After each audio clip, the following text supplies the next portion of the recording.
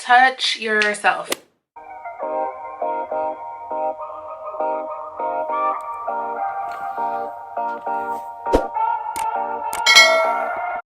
Hi everyone, welcome back to my channel. If it is your first time here, my name is Ashley, and if you're returning, welcome back. So today we're going to be doing a video about a subject that I can relate to on a lot of different levels, and I'm sure a lot of people can relate to, so I hope you're here for that reason. This video is going to be about 10 things that you can do to improve your anxiety. You can do these things if you're going through an anxiety attack. More so though, things that you can do overall to improve your anxiety, deal with it, cope with it, understand it. So if you want to see 10 things that you can do to improve your anxiety, then just keep watching. Also, this is gonna be like good practices, maybe some things you haven't thought about out of the box. If you are not familiar with me and my backstory, ooh girl, the nails, okay. I'm a veteran of the U.S. Army, and I did about 5.5 years in the Army. I did one tour to Afghanistan, and when I came back, I wasn't the same person. So I've been dealing with those different things, different mental illnesses for a while now, and I want to help people as much as I can because it is a unseen diagnosis. It is something that, you know, when you're just looking at someone, unless they're schizophrenic with, you know, manic symptoms that can't be controlled, you can't normally just look at someone and say, without them saying anything, oh, you have mental illness. So it's one of those things. It's very uncomfortable sometimes to talk about. I don't want it to be that way anymore, so I want to shed light on it, and that was one of the reasons that I started my channel. Not that everything is about mental health, but things are about your overall well-being and self-care, so which promotes self-love. So let's jump into the video with the first step. Now, in no particular order, and I'm going to be looking at my phone because I have my notes. Mentally, I want you guys to strive daily or weekly to have a good level of self-love in order to achieve results. So that is self-care. That's not relying on your illness as a crutch, because everybody is not going to get it, and that's just the reality of it. Everybody's not going to understand. Everybody's not going to be empathetic. Some people are going to think you're full of shit. You have to accept that part. That's how you don't use it as a crutch, knowing that there are going to be people that just think you're full of it. Unless you live it and go through random panic attacks, anxiety attacks, then no, you're not going to understand fully. You know, if you notice on movies, the hot guy or the hot girl in the movie, they exercise, they take good care of themselves, they eat well, they drive a nice car, they're all extra zen and positive to everybody. It's a direct reflection of how they feel about themselves, you know. And I think about a lot of things like that. I don't know, I think it's my Cancer moon. Everything's nostalgic to me. Everything is comparing it to something else. It's just, that's like my creative vision. Is like, okay, this, how they portray, you know, like the jock athlete in the movie or the hot girl, everything is perfect. So think about it that way. The things that you put into your body, the things that you surround yourself with, the activities that you do, how you take care of yourself, how much sleep you're getting, you know, all those things tie in together. And by no means am I saying that I do all of these things or any of these things, but it takes an effort. Number 2, breathing. So this is more so when you're in the moment and you're actually feeling anxious. So I'll give you guys an example.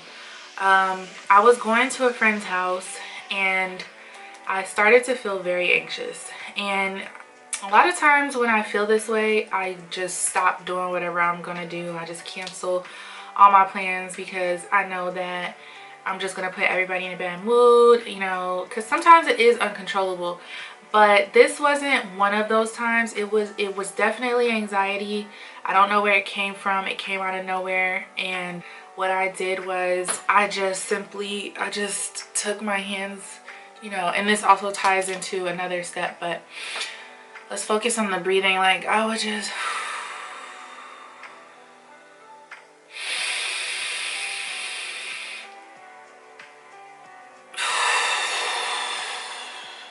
like, especially because I've been practicing meditation as well, I know how to breathe better. You take a deep breath in, almost until you can't anymore. You hold it for 2 seconds and you blow it out hard, okay? And that's releasing the negative energy, the tension. You're pushing it away from you because you don't want it. If you know you're going to a safe place, you know you're going to be around good people, get that anxiety out of here. We don't need that. So breathing is definitely a thing. So just remember to breathe in very deeply and blow that crap out. Get it out of here.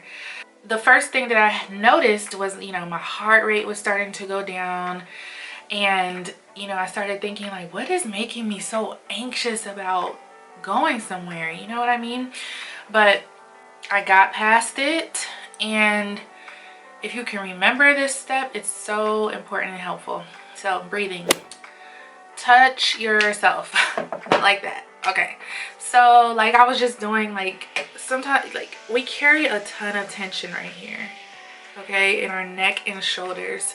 So sometimes you can just feel it. So sometimes I take my hands on the back of my neck and I just really touch myself. Like, it's a hug that you're giving yourself. And sometimes someone's not always around to give you a hug. Sometimes we don't know how to verbalize, hey, I just need a hug right now, whatever it might be. So give yourself a hug, give yourself a little massage, work out that tension back there. And I definitely notice a difference when I do that, when I immediately just, you know what I mean? Okay, shower. Okay, so for me, I love water. I love to feel refreshed and clean, and I love to start over, and I love all of that. So if you're someone who likes that, or even if you don't even know, just try it. Take a shower. Usually I get like another second wind, another burst of energy, or just release all that stuff, that nasty energy that might be on you throughout the day. Just take a shower and see if it makes you feel any better. Okay, I don't know what step we're on, but I promise you there's 10. So next step, go in the sun. So I'm someone who I love for the room to be dark. I love for the curtains to be drawn. I love to act like I'm a vampire or something. I don't know.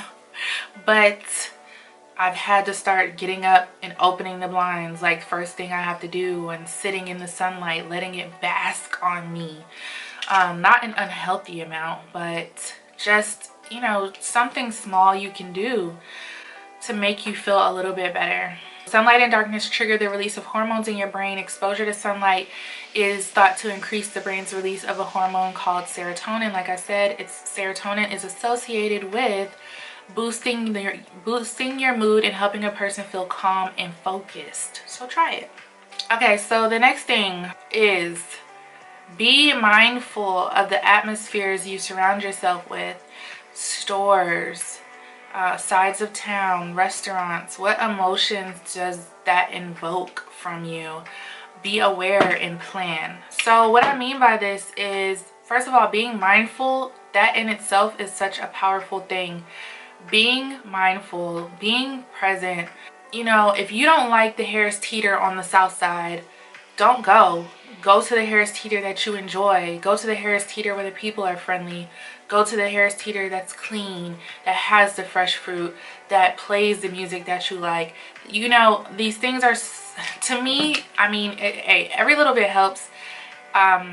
Just surrounding myself consciously with good vibes, good energy, staying away from sides of town that I don't feel comfortable, not going to restaurants where they treat you like crap. Just, you know what I mean? Like, it can throw off your whole mood, your whole experience. So, and it can be very triggering to some people. So, next, scents of products. Do they contain aromatherapy? Are they calming? Do they promise to promote good vibes? Is it a company that has good vibes with good values? So even down to the products that we're purchasing, you notice how some products, like, you know, they have a target audience, they market, of course. So like, for example, because this is right in front of me, this Bath and Body Works lotion, I put it on right before I started this video, and I'm literally talking to you guys, and I just keep getting, you know, the scents. And this is to restore. This has sage and mint in it. It has hemp seed oil. It has natural essential oils. So it's just like a reminder. It's, you know, freshness. It's keeping me calm, or so my brain thinks it is. So, and then the part about the company being a good vibe and having good values, to me that's important. I don't really like to support companies that are shitty and that don't have good customer service and that don't promise to, you know, do something for me, because I'm spending my consumer dollars.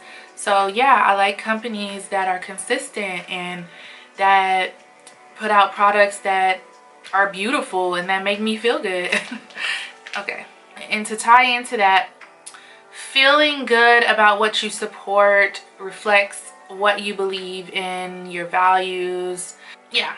So next, understand your mood will change, and you need to change the way in which you deal with your mood. So yes, you will have bad days. Yes, you will get anxiety. It's not gonna just go away. Like, you just have to change the way that you deal with it. As simply as I can put it, you will have bad days, and you need to recognize that and own that. And you know what, that doesn't mean you sit around and you're like, I had a good day today, so I'm pretty sure in 2 days I'm gonna have a crappy day. No, don't do that. Enjoy your days to the fullest. You know what I mean? Get something.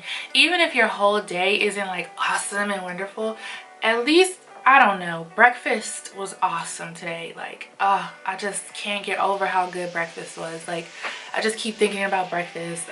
You know what I'm saying? Have something in your day that you can just reflect on and just feel good about. Be gentle and patient with you first, and then you can be gentle and patient with others in reference to your needs. You do have needs that may be different or particular in nature. You are no different than anyone else because you have needs. They just might be heightened.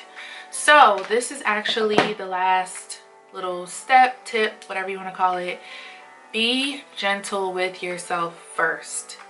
The way you treat yourself, the way you carry yourself, if you are a patient person, if you're not a patient person, get that way, because that way people can be empathetic towards you and have compassion and understanding.